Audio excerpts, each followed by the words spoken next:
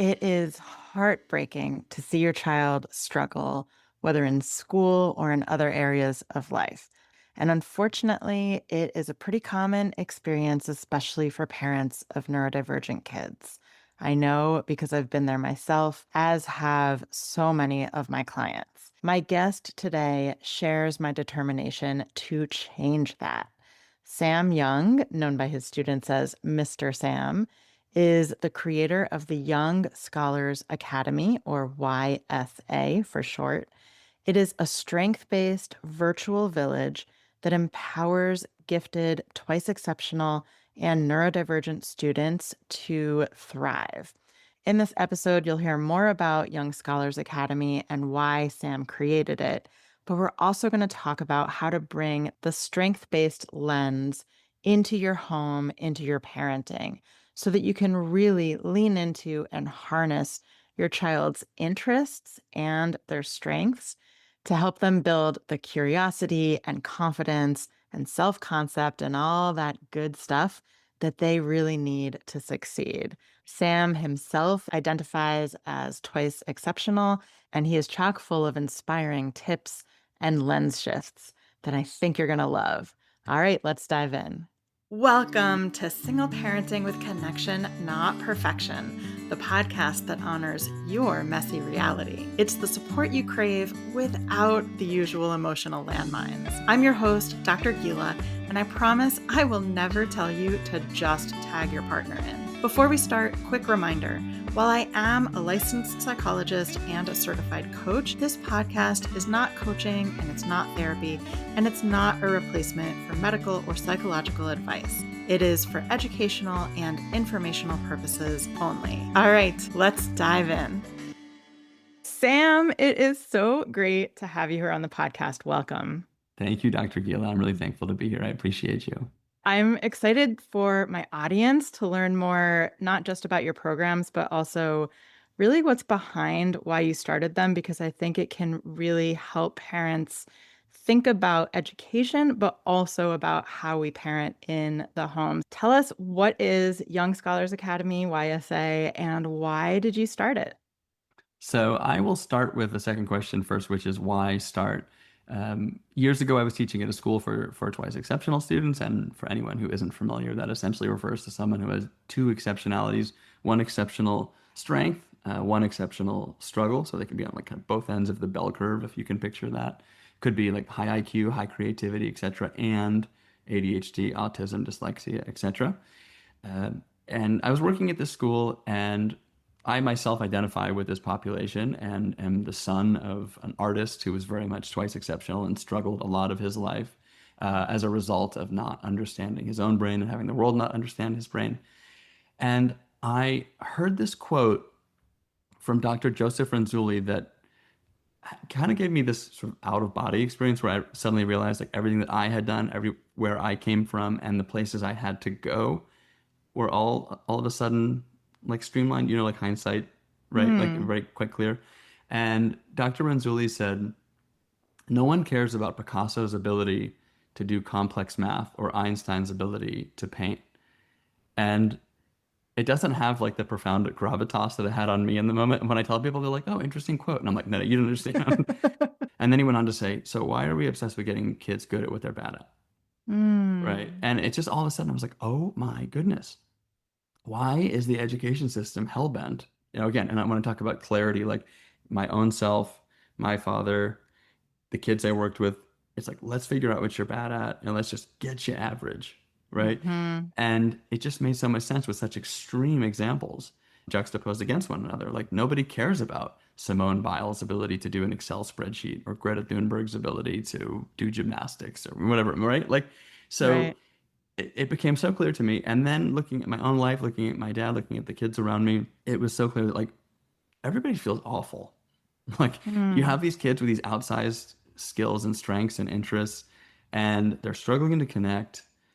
The world's focused on what they're bad at. They're internalizing it at a very young age. I spent most of my life thinking, and still do, that I'm stupid because I was in like pull-out programs for reading and phonics tutors and all this stuff. And at the same time, I would take like AP classes and honors classes. And I had this split personality that was just like, well, if I care, Yeah. I'm good. And when I don't, So all of these things were kind of percolating. And then COVID happened. And families from the school I was working at were reaching out saying, hey, we have friends in fill in the blank state or country. Hmm. Could they be a part of like the teaching that you do? And I thought, whoa, what if we did this virtually? What if we brought together, and this was how Young Scholars Academy was born, what if we brought clever, quirky kids together and helped them explore stuff that they're interested in because they're doing it in isolation, right? Yeah. They go through school, they struggle, they get home, they go into Reddit or Wikipedia, and then they start learning, like Hmm. YouTube, whatever. So what if we just brought that out of the shadows into the center? Because what happens, and all the research is clear on this, is that when kids do what they love, they feel good. And guess Hmm. what? The other kids who do these things are their people, right? Yeah. So everybody's doing the same thing. I'm having the same conversation with thousands of families. My kid's interested in World War I weapons, and they're struggling at school because they're not turning in their work. And I'm like, well, what if Hmm. we just had like a college level class for 5-year-olds? That was like the original thesis. And it turns out that's where the friends are, right? It's Yeah. that intersection. So Young Scholars Academy was born to give kids a place where they can learn what they like, make friends, and hang out with adults who get them and don't try to fix them. Yeah. And what a special combination, because as you said, a lot of these kids are in these sort of silos. They're exploring their interests in isolation and not having the opportunity to do that in community, really. You're talking about connection, community. And so, just to give people like a clear sense of YSA, my understanding is that there are some kids that is their main schooling, but a lot of kids just kind of take a couple of courses a la carte. Is that accurate? Yeah, as of today, we have Mm-hmm. 409 families. Mm-hmm. 65% of our families are homeschoolers. And then many other families like your own, or maybe involved in Mm-hmm. another program and then maybe coming to us for 3 to 5 hours per week. Yeah. Yeah. And I'll share on a personal note. So I have a kiddo who did struggle in a more traditional school environment. And we're very fortunate that we found a school that's a better fit for him and are supplementing with some classes through YSA. And it is night and day. It is amazing to see your child. I'm going to like get emotional. It's to see your child go from struggling to finding their place in life, and that's when the academic piece really blossoms also. It's amazing.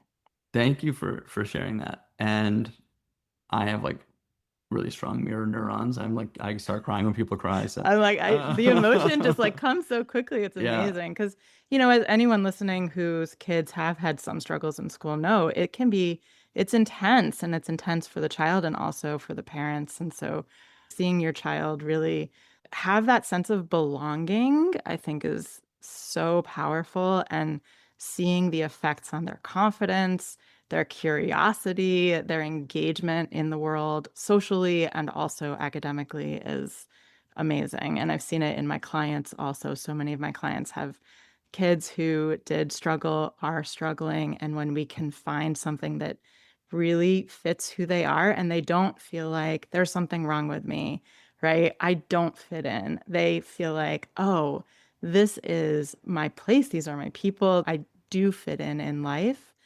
I mean, it makes sense that it's revolutionary, right? I remember maybe 2 years ago visiting a class, and it was one of the youngest classes, it's 5 to 7 year olds, and it was like a friendship social group. So the idea is like that. Again, I take what works, what in my opinion, what works at brick and mortars, and I create like a virtual version, and then we throw away the rest. So Mm-hmm. what works, I think, extraordinarily well is like a home base, like a home room. Mm-hmm. It's just often really academic. And so we made the original name was Homeroom Social Club, and then it became Friendship Social Club. But the idea is like if you Yeah. enroll in a couple classes, you also get this for free. And I was dropping on the youngest one when we first piloted it, and there's 6 kids in there. And the teacher introduces herself, and she's like, "I'm Amy, and I am a twice exceptional individual, which means that I have autism, ADHD, and I'm a really talented artist, and I'm gifted." And this little girl is like 6. She's like, "I have autism." And then she said, "Raise your hand." Like she just took over the class. "Raise your hand if you have autism." I just got goosebumps telling the story. And five of the six kids were like, "Oh, me," and then it was just like this. And Amy started crying after class. She's like, "Me just saying one thing. Here's who I am." Yeah. Right. And then these little kids are bragging. And, Yeah. we got like three emails that night. Two of them were really happy. One was curious. Two were like, my kid's bragging about being autistic. And then the other one was like, can you tell me why my daughter is asking for like a neuropsych? And I was like, well, she was the only one that didn't say she had autism in class. So just this polar opposite of like the real world Yeah. where now you're not fitting in if you're not neurodivergent. Yeah. And Right. also not just for the other kids sort of acknowledging these differences, but the teacher was. And that's modeling that this is someone who they look up to, who they inherently respect in some way. And yeah, I love that.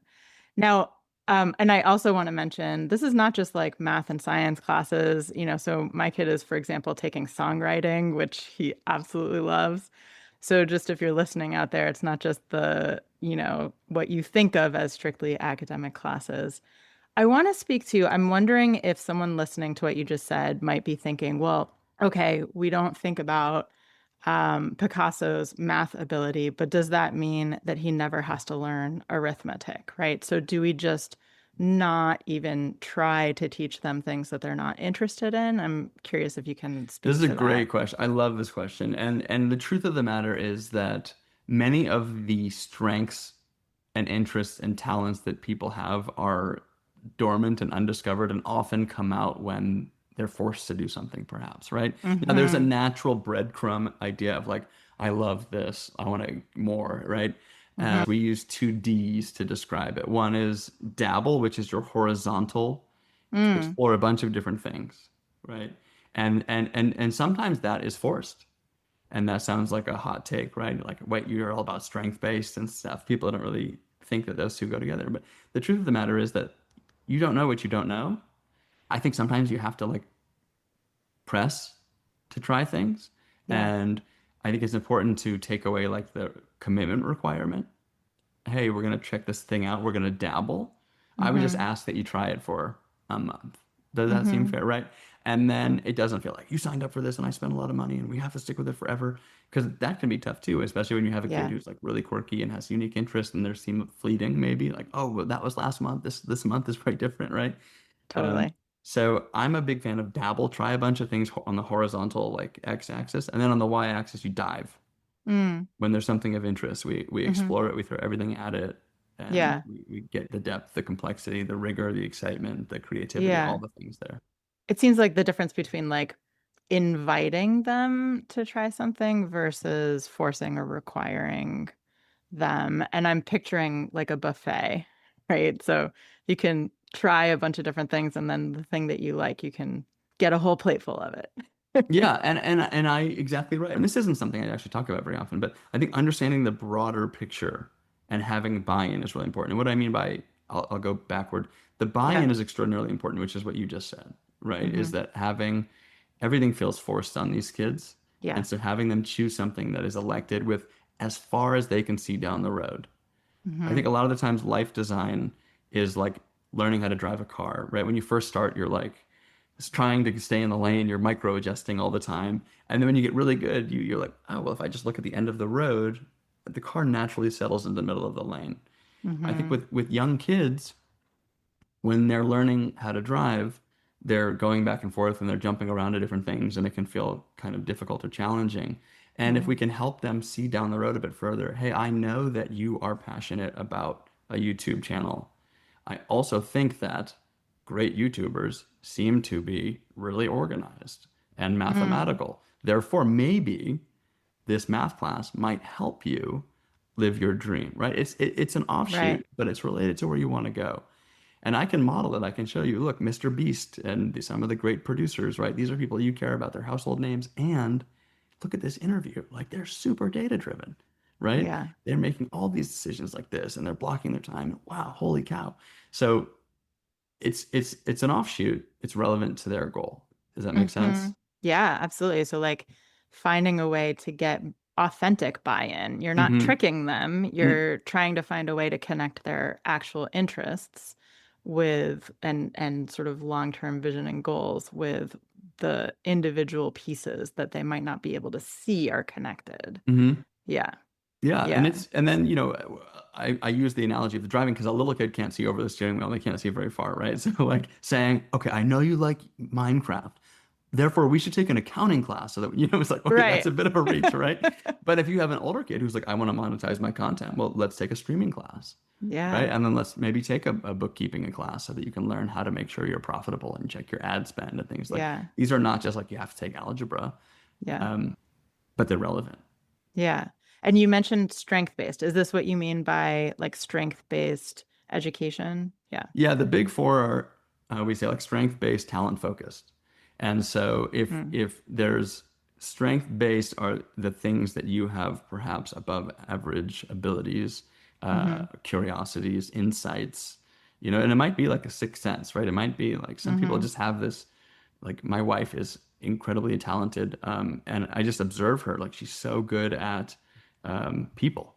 Like she Mm-hmm. just like I think I'm a people person and stuff, but she is like playing chess on a hill with a telescope. Like she is Yeah. like sees the whole valley, and I'm like, my goodness, like her ability to have this like high interpersonal intelligence Mm-hmm. is something that is it serves her so well, and it's so important. It also drains her a lot. Um, Yeah. and so when we're helping kids, I think that what we want to see where are they already strong, and this is where you have to be as a parent, and especially as a single parent. I think it's important to carve out time to be a detective Mm. and be really curious. Yeah. Instead of a judge, like my kid wants to play Minecraft again, and like you're playing too much Minecraft. It's like, hey, bud, like, what do you love so much about Minecraft? Like, I just don't get Mm-hmm. it. Can you help me? And then all of a sudden you're on the same side of the desk as them. You're trying to understand their interests. Maybe they love Minecraft because they're really freaking good at it. Okay, Mm-hmm. what is it that they're good at? Hmm. Okay. Maybe that thing is showing up in other places of their life. Maybe I haven't looked because I've been so focused on their failing math class right now. I Yeah. haven't seen where their above average talents and strengths and things are. So one space is strength based. You're kind of just looking organically. Where are they showing up? A great tip, this comes from my colleague, Dr. Jade Rivera, is to collect data. Mm-hmm. To ask other people, ask their coach, ask other people, where are you seeing Gila really shine? Mm. Like where you might not ever see it, right? Which is one of the most harmful things about education is that teachers are in silos, and like the kid Yeah. who's like a terror and so tough and like horrible and doesn't turn in their work is like the prodigy in the other class, right? Mm-hmm. It's just like that teacher doesn't know that, see that, have the environment for that to come up. So Right. one is, can you collect a bunch of data on strengths? And then two, where are they curious and interested, right? So strength-based interest is going to be the bridge. What are they Mm-hmm. curious about? No judgment. We're just going to develop it and see, expose more opportunity, right? Throw the pasta at the wall and see what Mm-hmm. sticks, right? And then that bridges us to talent development, right? Mm. And if you're strong, you're interested, it can lead to the good kind of obsession, right? Which is I feel good. I get this positive feedback loop. I'm good. People tell me I'm good. And I want to Mm-hmm. know more, Mm-hmm. which is the best kind of learning, Yeah. right? Like I've done things I never thought I could do in my life because I believe in the work that I'm doing and I'm really excited about it. Mm-hmm. I never read a book until I was 30. All the way through, I just got really good at like, because I have dyslexia and ADHD, and I was a history major. It was so hard for me. I'd go to the library every Yeah. night until I'd fall asleep. And then I was like, I'm going to create this virtual community. I was a teacher for 15 years. I don't know how to run a business. Books have the answer. So I'm going to get books and I'm Yeah. going to like listen to them because I can't read very well. Uh-huh. So all of a sudden I was reading a book a week, right? And what happened? I got interested. It was urgent. It was authentic. And I differentiated. It Yeah. wasn't like I fixed myself. I just cared and Yeah. reflected on how I learned. Yeah. It hooked you in. It got you motivated Yeah. to, Because it was yeah. attached to where I was driving my car. Yeah. Right. If we are solely focused on and really like leaning into the strength stuff, and I know a lot of these kids can have some perfectionistic leanings. Do you think there's any risks here of them only wanting to do things that they're really good at or um, thinking that they need to excel at everything? Yeah, these are great questions. One last thing, because I am a Yeah. perfectionist, completionist. I'll say a completionist. Um, the last thing I just want to say about the last one quickly is you're bridging into talent development, which is just opportunities Yeah. to get reps, Yeah. right? To just get your reps in, to just try the thing a bunch and Mm-hmm. fail. And this is going to lead to what you're saying. I want to talk about the failure perfectionist part. I think is so Mm-hmm. important. Growing up, my dad, again, super scattered 2E artist, he would go through like manic production periods and then just like struggled to keep a job and like remember to take Mm. medicine and stuff like that. But he loved baseball. I don't care about sports at all, but I would like pretend I cared because it got me close to him. And he would always say, you know, Babe Ruth struck out more than anyone, but nobody remembers that. Yeah. And he would always say that every week. He's like, nobody remembers that. But because when he connected, it was something to be seen. And it just Mm. like it just I was like, wow, like that was my role model, you know? My dad was striking out all the time. And when he connected, it was something to be seen. One of my mantras is Nelson Mandela famously said this, and I absolutely love this. I do this all the time at conferences. I do workshops on, I'm not a psychologist, but like perfection of tendencies. Mm. Nelson Mandela said, I can't lose, I either win or learn. Mm. I love And like that. to me, that Yeah. is the goal, right? It's like the best lessons I've had have been big, big losses, quote unquote, Yeah. right? Which have been expensive lessons or painful lessons. And then I Yeah. get better, Yeah. right? Whether it's like investing or developing or a friendship or something that academic or professional, you're trying to shorten the feedback loop as much as possible and Mm-hmm. taking away any fear of failure.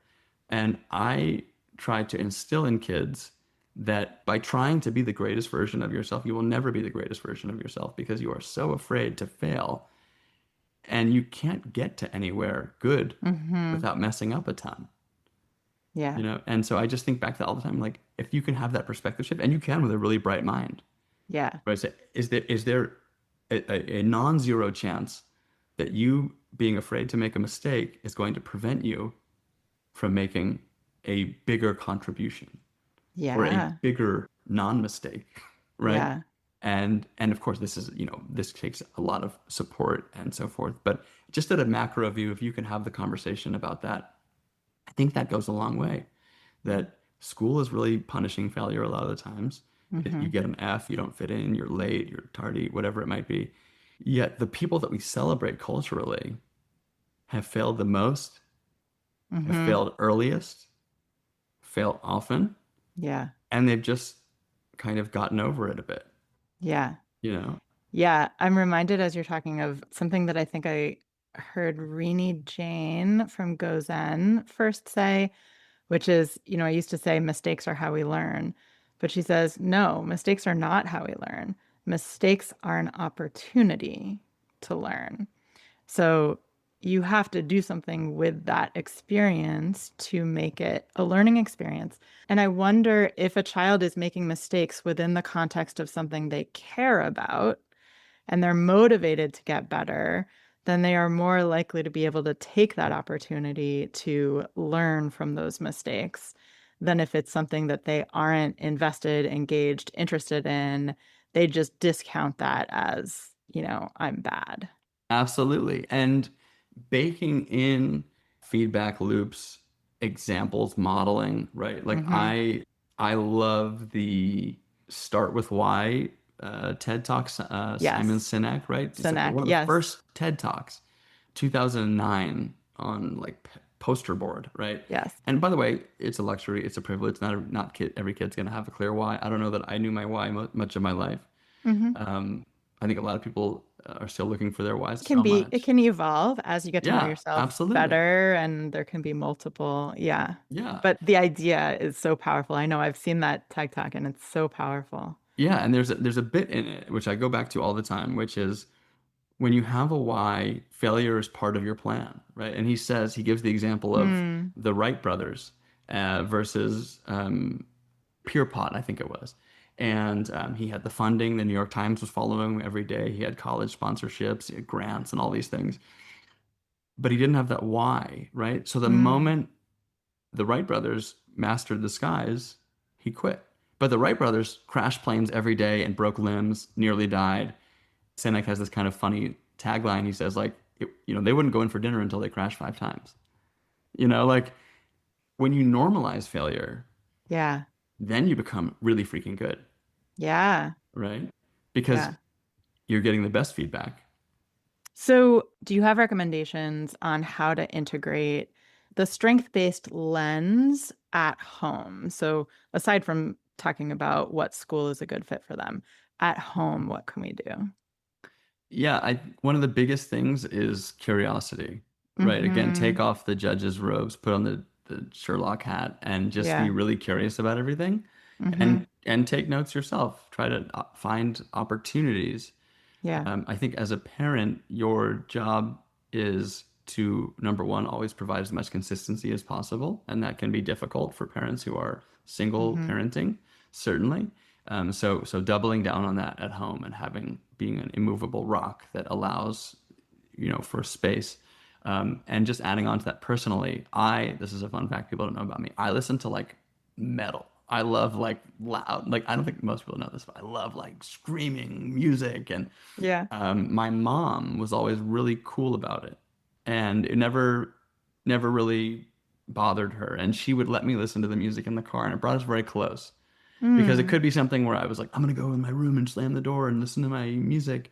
Um, and my mom would like kind of listen and sort of like ask me questions about why I like it, and then make interesting Mm. observations about history once I explain the lyrics. And Yeah. You're joining their worlds, yes, right? You're sort of not just trying to pull them into yours, but really entering into their interests and meeting them where they are. Yeah. I just want to clarify when you use the word consistency there. I think what I'm hearing is you're talking about the parent being a constant, being like a presence in the child's life. Is that what you mean by consistency in that yeah, context? absolutely. Like showing up, I say like the immovable rock, right? I mean that you are a constant as a presence in their Yeah. lives, and you are constantly available.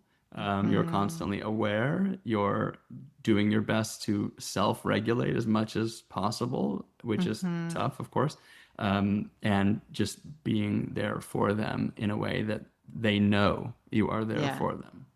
Yeah, and I think that's the key. I know what you're not saying you have to be next to them at all times No, and no, no, like no, no. hyper present at all times, right? But what we're saying is right that unconditionality, right? That Mm, they know that when they're quote unquote failing, quote unquote succeeding, whatever it is that they're interested in, that you are supporting them and loving them through that and that rock, like you said. Yeah. absolutely. I think on the micro and the macro. And that can be, hey sweetie, I'm in the kitchen if you need to talk.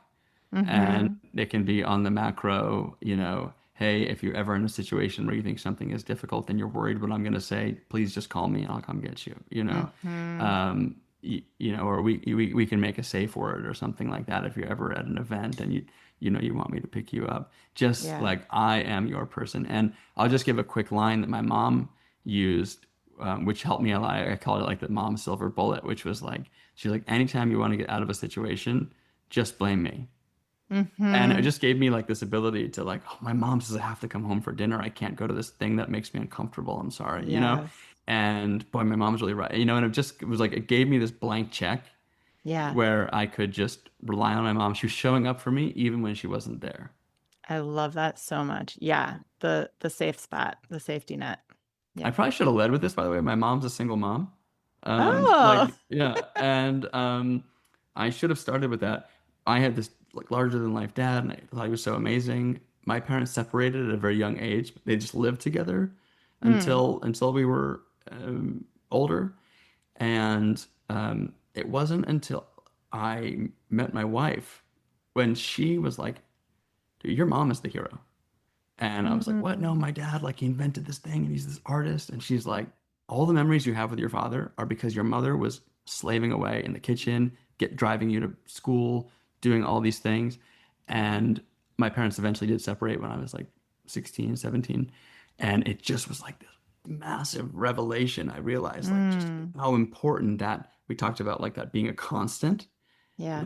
Couldn't realize it maybe because I was like so focused on like my dad being cool and all these things. But it's like the silent mom thing. I Yeah. think there's a name for it, like the invisible mom, like never in photographs, always taking the picture. And Right. my wife is like really progressive and like a uber feminist, and it just changed my life. And now I Yeah. have this like incredible relationship. It's been transformative for my mom because I'm like Mom, you were it. You were constant. You were, and she's like, thank you so much. It was so hard to hear because I had to be the bad cop and I had to be all these things. So I guess I Yeah. want to say, like, parents, if that's you, if you're playing that role as a single parent, your kid will realize it eventually. You are doing Mm-hmm. what's developmentally most necessary for them, as cool or unpredictable as the other parent might be. Your kid doesn't need that. Yeah. They need you psychologically to be a constant and to be safe. Mm. I bet there's a lot of people here who really need to hear that. So thank you for sharing that. Thank you. I'm glad we talked about this. I'm sorry I forgot Yeah. that.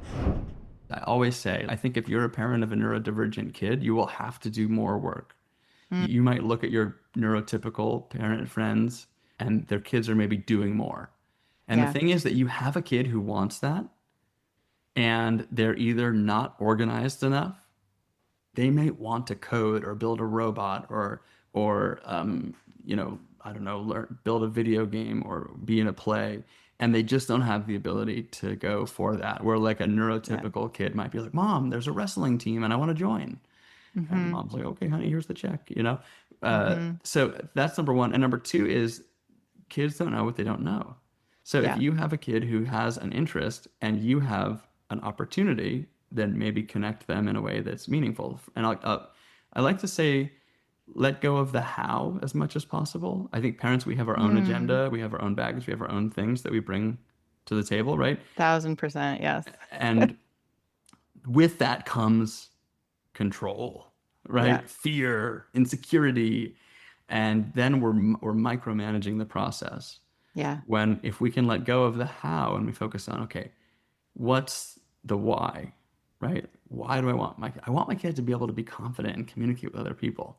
Mm-hmm. Okay. Do they have to do that at the social skills class that makes them feel like crap that you sign them up Mm-hmm. for? I think the fundamental issue is that it feels deficit based, right? If you're put Mm-hmm. into a class. And when you are in a mock trial, debate, Dungeons and Dragons, examples I've already given, Yeah. it's authentic, right? Like we have to solve this Yeah. problem together and it's Dr. Gila's turn, Sam, so hold on. Yeah. Right? Yeah. And I don't So, agree with Dr. Gila, but I have to hear her out, and then I'm going to share my side, and she's got to hear me out, and then we're going to figure it out, right? yeah. Or like a feedback sandwich. We do this in our debate classes a lot. It's like you just did a great job, and people are going to give you a compliment, something to improve on, and a compliment, Yep. and you're going to take it, and Yep. then you're going to give it, Yep. right? And that's a superpower in and of itself. Yep. Yeah. Yeah. And that's a great place to wrap up because that leans back into this whole like the theme of strength based. And when we lean into their interests, not just their strengths, but their interests, that the things that are challenging are also easier, smoother, more authentically worked through and worked on. Yeah. I believe that everybody has a high high and a low low. If you're a twice exceptional person, they're outsized exponentially. Yeah. If you choose to focus on the bottom, you only rise up in menial little micro steps. If you focus Mm-hmm. on the top, you make exponential jumps and the bottom Mm. catches up when it's authentic, when it's relevant, when it matters. Yeah. Love it. Before we wrap up, I have a couple questions that I ask all of my guests. The first, because this is a podcast about parenting with connection, not perfection. I know you're not a dad, but I'd love to hear how you foster connection. It could be with yourself, with your students, with your staff. This is a great question. Um, just the way that my brain is wired, I wake up thinking about other people Mm. and I love people so much and I just allow my first actions for the day to be reaching out. And so I just Mm. say like the first thing I want to do today is like whoever I had a dream about or thought about when I woke up, I just want to message them. Um, I love that. yeah, my so I talked about my dad a lot. I'll be quick. My dad passed like 2 years ago this month, Mm. and I think about like most, all the times I should have picked up the phone and done all the things. So I Mm. made kind of a pact to myself that like I'm going to tell people when I think about them, and it Yeah, doesn't take a lot of time. And then you're top of mind for other people, so it becomes an exponential function because they reach out to you more as well. that's beautiful. I love that. And somewhere in your life that you've embraced imperfection. This is a good one. I'm definitely have perfectionist tendencies in some ways, and I'm also able to release things into the universe that are not anywhere near done, I think. Mm. And I just want to underscore that, like the level of, we talked about like failure before. I Hmm. think a huge thing I've noticed between I've met really intimidating, successful people along the way, and I've outlasted them. And by outlasted them, I mean just that Young Scholars Academy has been around for 6 years, and they Hmm. have these incredibly attractive businesses that failed in a year. And I think the difference is that I can just let things go out into the universe and into the marketplace, and they're not perfect, and people correct me all the time. I send newsletters out to 20,000 people and make huge typos every day. But I'm like, you know what? You're reading my stuff. And I Yeah. communicated my ideas to you. So um, I have learned that it's better that people know what I think and that I can actually affect change than have it be great and not get out. Because I have a list of things that Yeah. are great and will never see any daylight. And Hmm. then I have a lot of things that are pretty darn good, but not great. Yeah. And they're helping people right now. And Yeah. so I just remember like, why? You know, why? Ask yourself 5 times, why? Why are you doing this thing? If it's to help people, get it in their hands as fast as possible, as long as it genuinely helps them in the way that you hope. Yeah. Embracing imperfect action. That's something I'm trying to do more and more. Yeah. It's tough. And then the Yeah. feedback loop, right? Try to get tighter feedback loops, like we talked about before. Yeah. If you have something that's imperfect, get it out to people. Yeah. There's a guy that I like a lot. He wrote this book, Buy Back Your Time. I can't think of it. Dan Martell. He has this saying which I like, and it's about delegating. You know, the need went to like Yeah. offload things because perfectionists struggle with that, and I struggle with that. Absolutely. And he says 80% done by someone else is 100% freaking awesome, is his motto. So he's like, look, it's never going to be as good as you, Yeah. but it's done by someone else. Your time is your own again. You can do higher leverage things that are more aligned with your strengths and your interests, and Yeah. it's 100% freaking awesome. So Yeah. I like I that a love lot. it. I love it. And it leads into Young Scholars Academy because it's a way that parents can sort of outsource, as you will, getting that engagement, motivation, curiosity, stimulation for their kids. So let's finish up. I know you have something coming up Yes, March 18th, March 18th. which is a Wednesday at 4 p.m. Pacific, 7 p.m. Eastern. We do 3 open houses a year. And if you can picture this, you essentially come into a Zoom room, you get to hear about our program from the inside, hear from our families.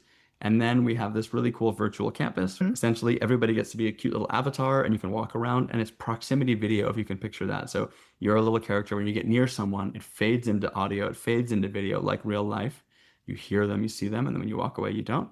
And you'll be able to float around and meet 20 teachers for 45 minutes. So you're asking questions, you're connecting with families, you're learning what the class and camp's going to be like, all before you ever sign up.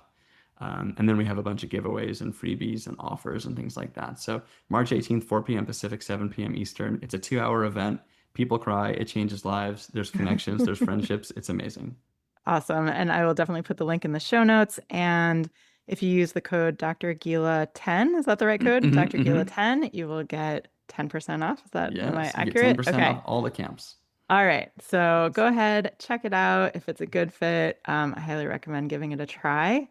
Thank you so much for being here. This was fantastic. I feel like we could chat for hours more. There's so much good stuff. So maybe I'll have you back on and we'll talk AI and other good stuff. I would love that. Thank you for having me. Thank you for the work that you're doing. And I think especially thank you for showing up for families who I think often get overlooked Yeah. by all the, dual parenting advice that feels like it was written for like nuclear families in 1947. Right. I appreciate you showing up, and to your listeners, kudos to you for seeking amazing resources with your limited time and resources and trusting in someone amazing like Dr. Gila, because you are in great hands, and Mm, this is a really special thing that you have going here. thank you. And right back at you. Thank you for creating such an amazing resource for parents who don't have a lot of amazing options right now. So great. All Thank right. you. Thanks, Mr. Sam. Thank you. That's it for this episode. I am so glad you found your way here. And remember, even if you're on your own, you don't have to do it alone. You've got this.